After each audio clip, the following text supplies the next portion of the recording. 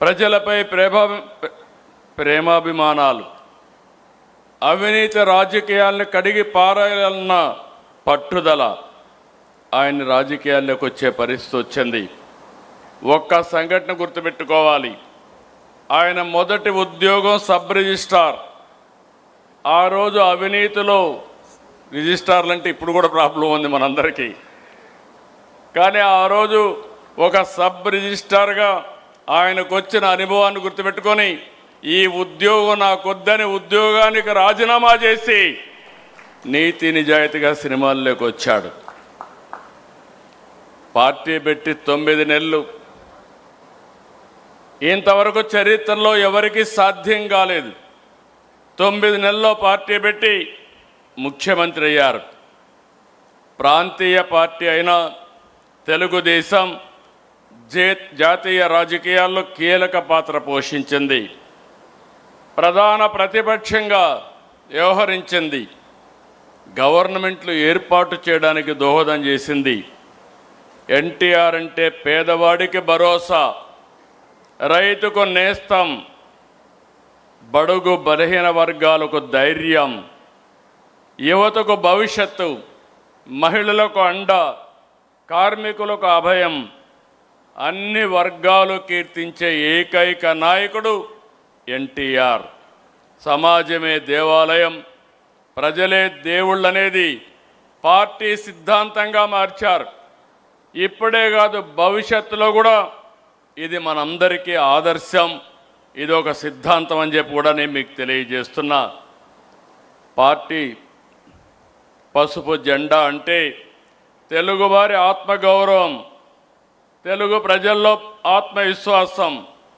పసుపు జెండా అంటే ఆడబిడ్డలకు అండ, రైతన్నల ధైర్యం, యువతకు భరోసా. పసుపు జెండా అంటే తెలుగు ప్రజల నమ్మకం, భవిష్యత్, భరోసా. అందుకే మిమ్మల్ని అందరినీ కోరుతున్నా, ఈ పవిత్రమైన రోజున ఆయన ఆశయాలకు అంకితమై ఇది భావితరాలకు శాశ్వతంగా మనం ముందుకు తీసుకుపోవాల్సిన బాధ్యత ఉంది. ఆయన సిద్ధాంతాలని భావితరాలకు అందించాల్సిన బాధ్యత మన మీద ఉందని చెప్పి కూడా నేను మీకు తెలియజేస్తున్నా. 83లో ఎలా అయితే యువతకు విద్యావంతులకు అవకాశం ఇచ్చారు, అదే మనం ఈరోజు చేస్తున్నాం. మొన్న ఎన్నికల్లో 65 మంది చదువుకున్న వాళ్ళకి సీట్లు ఇచ్చాం, 23 మందికి మహిళలకు సీట్లు ఇచ్చాం. యువత, మహిళలకు అందలం అనేది మన పార్టీ ఆశయాల్లోనే ఉంది. మరో 40 సంవత్సరాలకు సరిపోయే నాయకత్వాన్ని ఇవ్వడం కోసం మనం ముందుకు పోతున్నాం. నిన్నే వర్కింగ్ పార్టీ ప్రెసిడెంట్ గారు కేంద్రంలో 33% మహిళలకు సీట్లు ఇస్తే పోరాడదాం, ఇవ్వకపోతే మనమే ఇచ్చే దిశగా తీర్మానం పాస్ చేసే పరిస్థితికి ప్రతిపాదించారు. ఆ దిశగా మనం ఆలోచిస్తే ఈరోజు ఎన్టీఆర్ ఆశయ సాధనలో పనిచేసి తెలుగు జాతిని అగ్రజాతిగా తయారు చేయడం కోసం మనందరం పునరంకితం అవుదాం. ఇలాంటి శుభ సందర్భంలో మనం ఇంత మునుపు కూడా చెప్పాం, మళ్ళీ ఒకసారి కేంద్రాన్ని కోరుతున్నాం. ఈ ఎన్టీఆర్ అంటే తెలుగు జాతికి ఒక సెంటిమెంటు. తెలుగు జాతి మొత్తం ఏకపక్షంగా ఆరాధించే ఏకైక నాయకుడు నందమూరి తారక రామారావు గారు. ఆయనకు భారత తెలుగు వెలుగుగా నిలిచిన స్వర్గీయ ఎన్టీఆర్కి భారతరత్న ఇవ్వాలనేది మనందరి డిమాండ్. అందుకే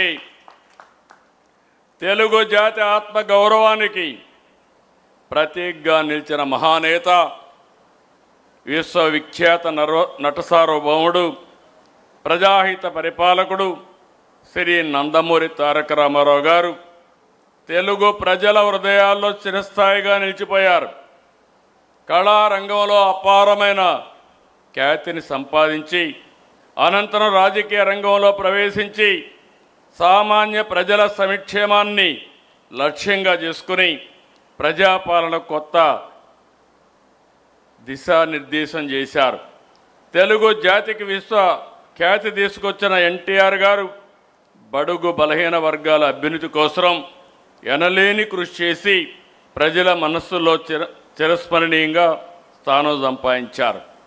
తెలుగు వారి ఆత్మగౌరవ నినాదంతో తెలుగు ప్రజల ఐక్యత కోసం బలోపేతం చేసి దేశ రాజకీయాల్లో ప్రాంతీయ పార్టీలకు గౌరవప్రద స్థానం తీసుకొచ్చిన మహోన్నత నాయకుడు శ్రీ ఎన్టీఆర్. భారత రాజకీయ చరిత్రలో ఆయన సేవలు విశిష్టమైనవి, అపూర్వమైనవి.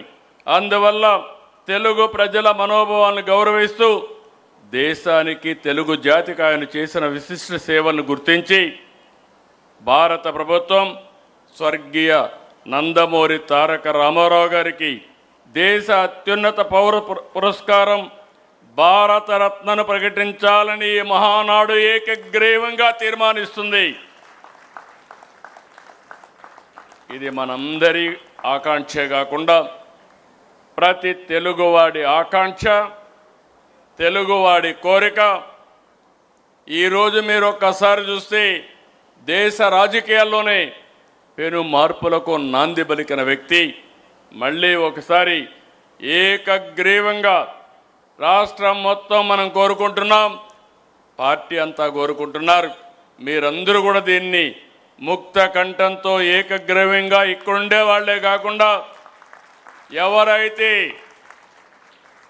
ఈరోజు క్లస్టర్ స్థాయిలో ఉండే వాళ్ళు కూడా లేచి నిలబడుకొని గట్టిగా ఏకగ్రీవంగా ఆమోదించాల్సిందిగా మిమ్మల్ని అందరినీ కోరుతున్నాం.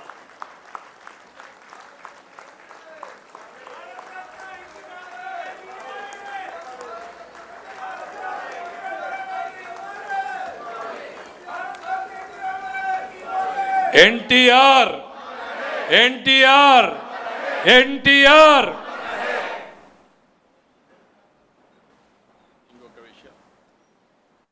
ఈరోజు ఇంకొక బక్రీద్ కూడా. ఈరోజు ముస్లిం సోదరులందరూ కూడా బక్రీద్ని ఘనంగా చేసుకుంటారు. ఈరోజు మన మహానాడు కూడా ఈ సందర్భంగా అందరికీ బక్రీద్ శుభాకాంక్షలు తెలియజేసుకుంటూ ఈ పండగ రోజున అందరికీ మనస్ఫూర్తిగా శుభాకాంక్షలు. అందరికి కూడా నమస్కారం.